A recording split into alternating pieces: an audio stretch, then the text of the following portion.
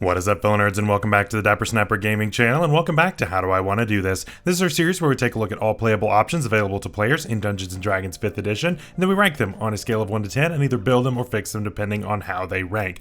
Now today we start our second subclass, not only of Barbarian, but also in this series of 2024, and we are on to the Wild Heart. Now, while this does sound brand new and shiny and all those things, this is going to be very familiar for those of you who have played 2014. This is basically the Totem Warrior that has been renamed and slightly reworked.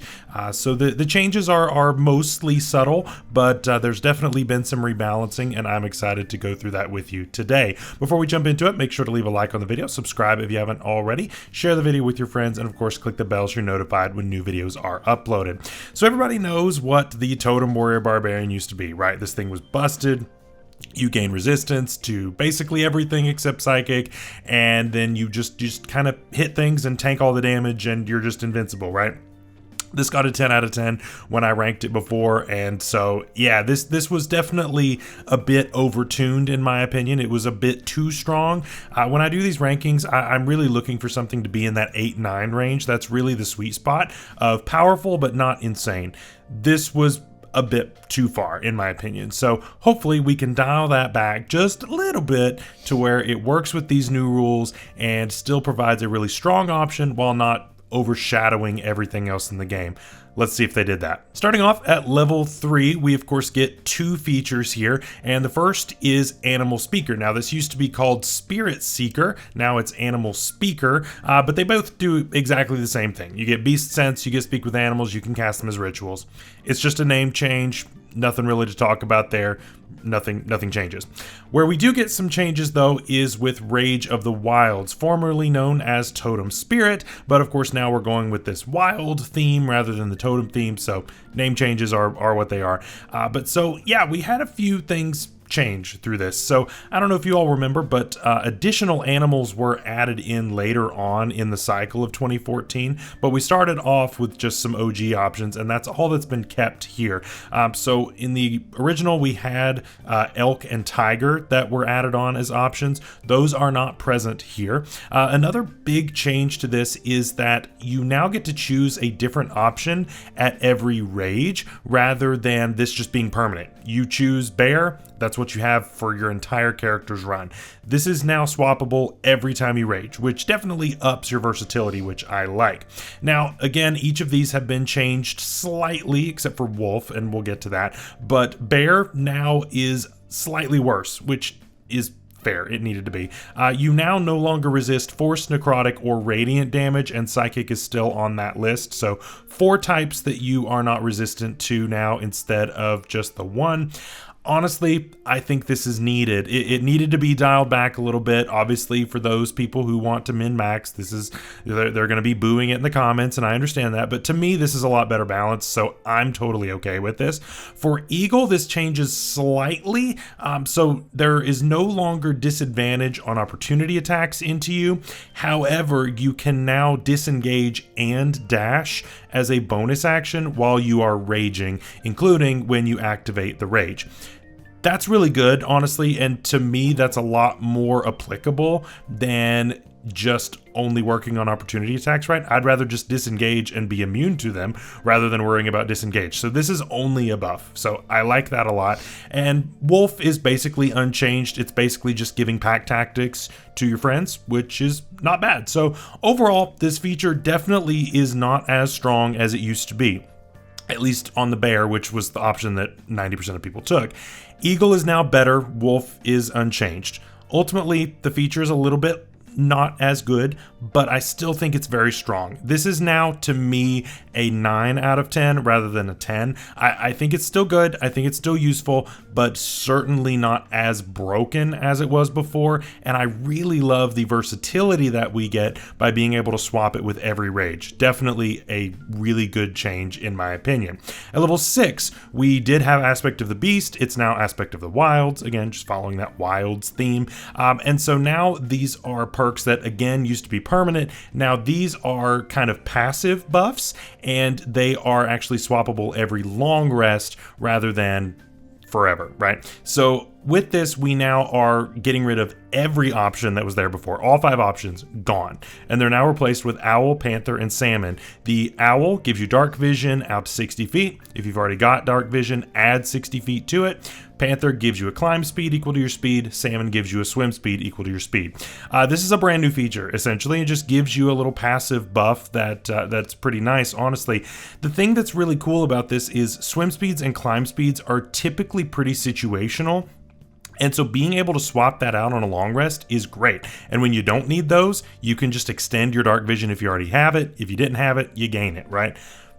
I think that all of this is really nice. It's nothing broken, but it certainly is a very, very nice comfort pick to me. And so I like having this at level 6. It's nothing broken. I'd give it a 7 out of 10.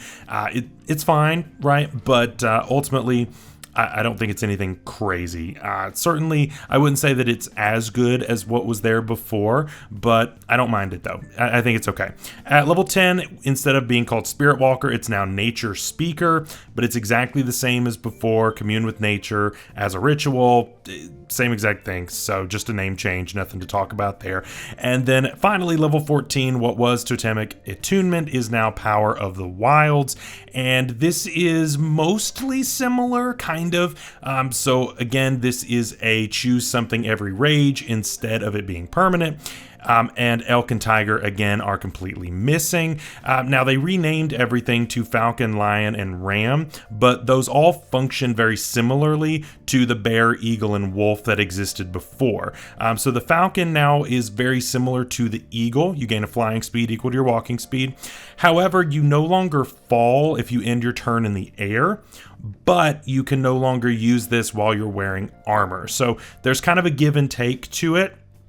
So this basically says you really need to be using your unarmored defense if you want to fly, whereas the other one was just very short bursts. So you had downsides on both of them. I honestly prefer the new version a little bit more just because it gives you at least the option to be able to hang out in the air. I don't like not being able to wear armor, but I mean, at this level at 14, hopefully you've got a decent constitution, hopefully you've got a halfway decent dexterity and can get by, and then you can pump those up as you go with ASIs going forward. The lion is very similar to the bear, where it gives kind of a soft taunt kind of thing, where if a creature is right next to you, then it has disadvantage on creatures that are not you. The difference is it actually did get buffed because it's no longer ignored by creatures that are immune to the frightened condition, so that's a straight buff, which is good. It's subtle, it's not something that's crazy, but at level 14 you're going to be running into a lot of creatures that are immune to the frightened condition, and so being able to get rid of that is really, really good. You are the tank, right? You want to be the one that people are attacking to soak up that damage so that your squishy wizards and your squishy sorcerers and whatever can really do their thing and deal all this crazy damage. So I think that's great. I think it's good to be able to take that off. And then the ram is very similar to the wolf. We still knock enemies prone whenever we hit with a melee attack, except now we no longer have to spend a bonus action. That is a big deal, especially with how the eagle was changed back in level 3. If those conflicted on bonus action, that would have been pretty bad, but now they don't. And so that is very, very helpful. You basically just get the free topple mastery is essentially what this is.